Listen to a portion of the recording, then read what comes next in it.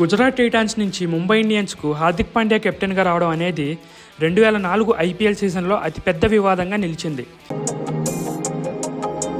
ఉత్సాహంగా ఉల్లాసంగా చదువు సాగాలి, గొప్ప గొప్ప ఉద్యోగాలు సాధించాలి. Vignan deemed to be university. ఈ నిర్ణయంపై ముంబై ఫ్యాన్స్ బాహాటంగానే తమ అసంతృప్తిని వెళ్ళగక్కారు.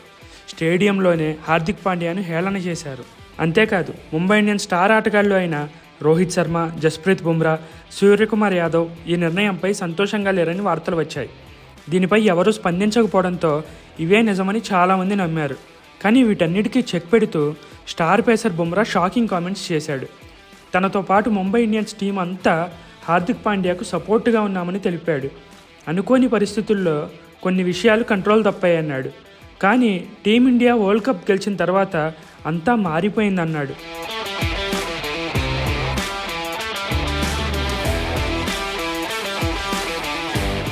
ఇదంతా తమ జర్నీలో ఒక భాగమని చెప్పాడు.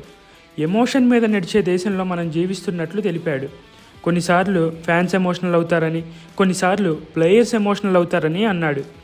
భారతీయ ఆటగాడికి కూడా ఫ్యాన్స్ సపోర్ట్ లభించకపోవడం ఖచ్చితంగా ఆ ప్లేయర్పై ఎఫెక్ట్ చూపిస్తుందన్నాడు. వచ్చే ఐపీఎల్ సీజన్లో రోహిత్ శర్మ, జస్ప్రీత్ బుమ్రా, సూర్యకుమార్ యాదవ్ వేరే ఫ్రాంచైజీకి షిఫ్ట్ అవుతారని వార్తలు వస్తున్నాయి. మరిప్పుడు బుమ్రా చేసిన ఈ కామెంట్లు చూస్తే తను హార్దిక్తో అడ్జస్ట్ అవుతాడని అనుకోవచ్చు. అసలు ఏం జరుగుతుందో తెలియాలంటే మాత్రం మరికొన్ని నెలలు వెయిట్ చేయాల్సిందే.